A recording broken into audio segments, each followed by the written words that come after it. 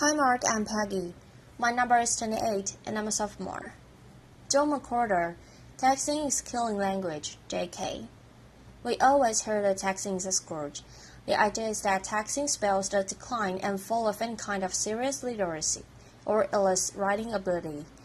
Among young people in the United States and now the whole world today, the fact of the matter is that it just isn't true, and it's easy to think that it is true.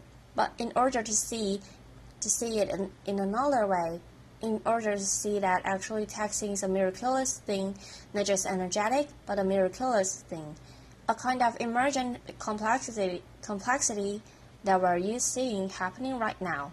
We have to pull the camera back for a bit and look at what language really is, in which case, one thing that we see is that texting is not writing at all.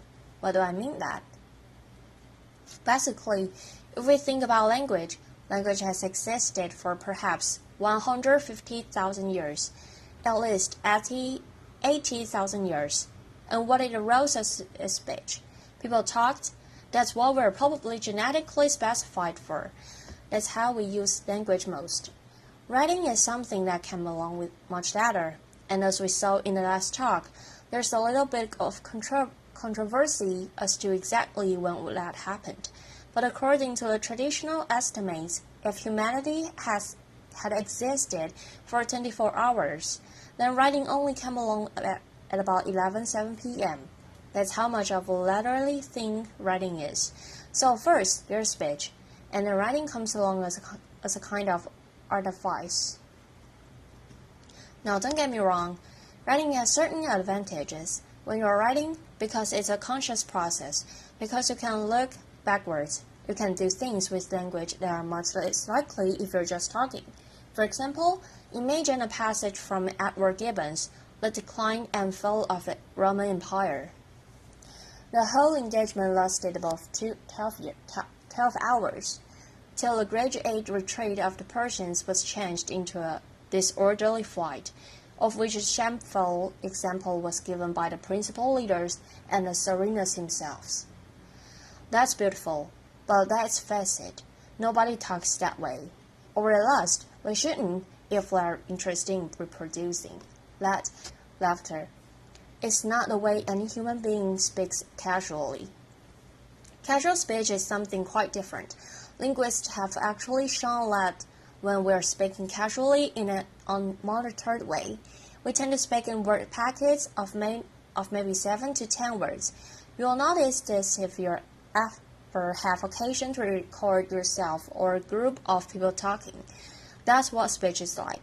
Speech is much looser, it's much more telegraphic, it's much less reflective, very different from writing. So we naturally tend to think, because we see language written so often, that that's what language is. But actually what language is speech. They are two things. Now of course, as history has gone by, it's been natural for there to be a certain amount of bleed between speech and writing. So for example, in a distant era now, it was common when one gave a speech to basically talk like writing. So I mean the kind of speech that you see someone giving in an old movie where they clear their throat and they go, ladies and gentlemen, and then they speak in a certain way which has nothing to do with casual speech. It's formal. It's using long sentences like this given one. It's basically talking like you write, and so, for example, we're thinking so much these days about Lincoln because of the movie. The Gettysburg Address was not the main meal of the event. For 2 hours before that, Edward Everett spoke on the topic that, frankly, cannot engage us today and barely did then. The point of it was to listen to him speaking like writing. Ordinary people stood and listened to it for 2 hours. It was perfectly natural. That's what people did then, speaking like writing. Well, if you can speak like writing, then logically it follows that you might want to also sometimes write like you speak. The problem was just that in the mechanical sense, that was harder back in the day for the simple reason that materials don't lend themselves to it.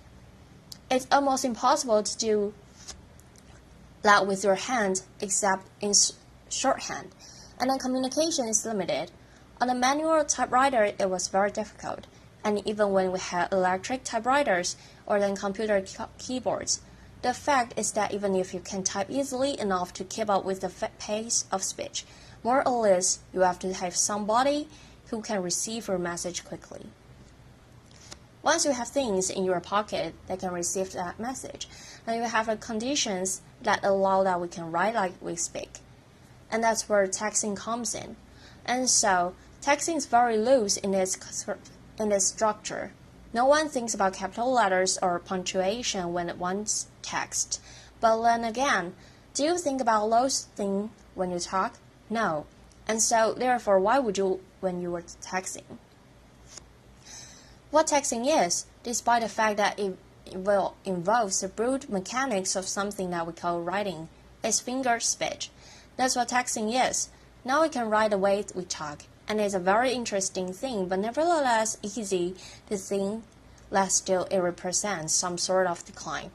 We see this general bagginess of a structure, the lack of concern with rules, and the way that we are used to learning on the blackboard, and so we think that something has gone wrong. It's a very natural sense. But the fact of the matter is that what is going on is a kind of emergent complexity. That's what we're seeing in this finger speech, and in order to understand it, what we want to see is the way. In this new kind of language, there is new structure coming up. And so, for example, there is texting a convention, which is LOL. Now, LOL we generally think of as meaning laughing out loud. And of course, theoretically it does. And if you look at older text, then people used it to actually indicate laughing out loud. But if you text now, or if you're someone who is aware of substrate of texting the way it's become, you will notice that LOL does not mean laughing out loud anymore. It's evolved into something that is much subtler.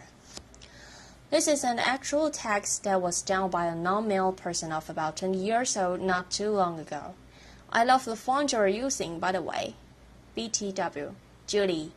Lol, thanks Gmail is being slow right now. Now if you think about it, that's not funny. No one's laughing. Laughter. And yet, there it is. So you assume there's been some kind of hiccup. Then Susan says, Lol, I know.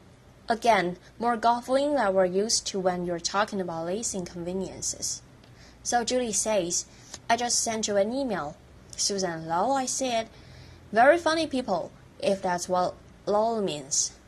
Yes, Julie says. So what's up? Susan, lol, I have to write a 10-page paper. She's not amused. Let's think about that. Lol is being used in a very particular way. It's a marker of empathy. It's a marker of accommodation. We linguists call things like that pragmatic particles. Any spoken language that used by real people has them.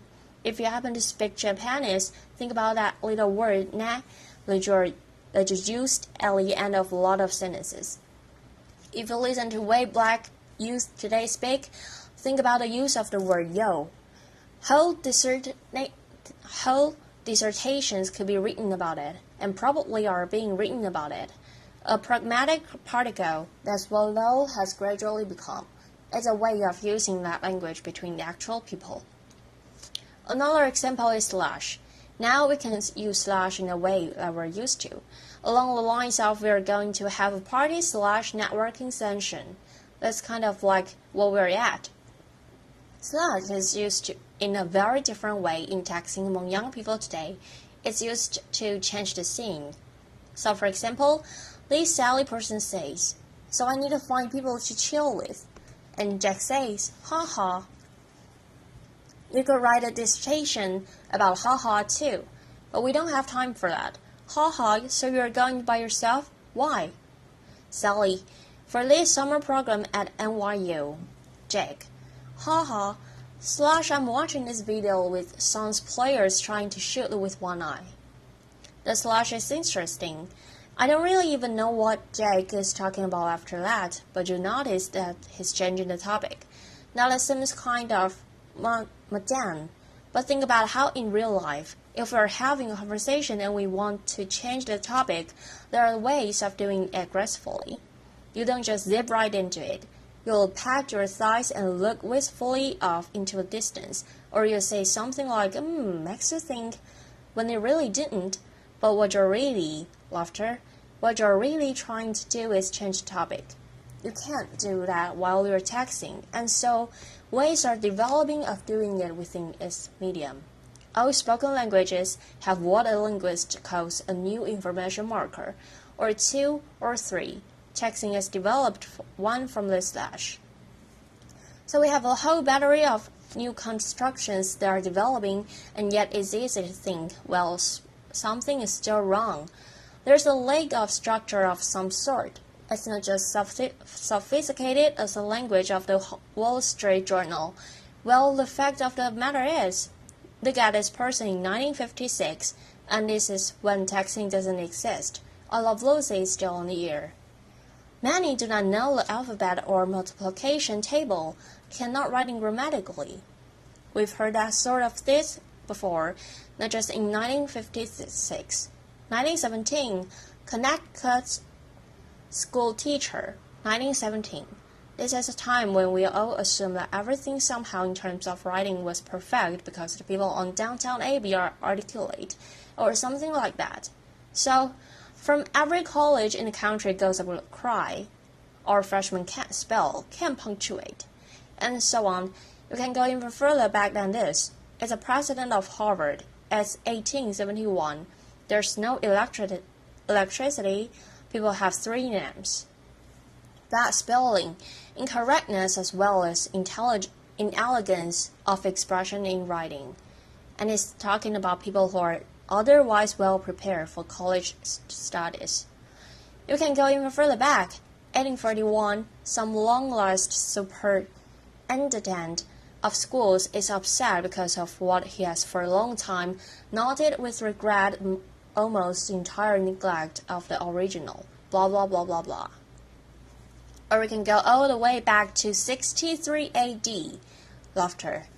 And there's this poor man who doesn't like the way people are speaking Latin. And it happens. He was writing about what had become French. And so, there are always, laughter, applause. There are always people worrying about this thing, and the planet somehow seems to keep spinning. And so, the way I'm thinking of texting these days is what we're seeing is a whole new way of writing that young people are developing, which they are using alongside their ordinary writing skills, and that means that they're able to do 2 things. Increasing evidence is that being bilingual is cognitively beneficial. That's also true of being bidialectal. That's certainly true of being bidialectal in terms of your writing. And so texting actually is evidence of a balancing act that young people are using today. Not consciously, of course, but it's an expansion of their linguistic repertoire. It's very simple. If somebody from 1973 looked at what was on a dormitory message board in 1993, the slang would have changed a little bit since the era of love story, but they would understand what was on the message board. Take a person on 1993, not that long ago, that is Bill and Ted's Excellent Adventure. Those people. Take those people and they read a very typical text written by a 20-year-old today. Often they would have no idea what half of it meant because the whole new language has developed among our young people, doing something as modern as what it looks like to us when they are batting around on their little devices. So in closing, if I could go into the future, if I could go into 2033, the first thing I would ask is whether David Simon had down a sequel to The Wire. I would want to know, and I really would ask that, and then I'd want to know actually what was going on downtown Abbey. That'd be the second thing. And then the third thing would be, please show me a sheaf of text written by a 60-year-old girl, because I would want to know where this language had developed since our times, and ideally I would then send them back to you and me now so we could examine this linguistic miracle happening right under our noses. Thank you very much. Applause. Thank you. Applause.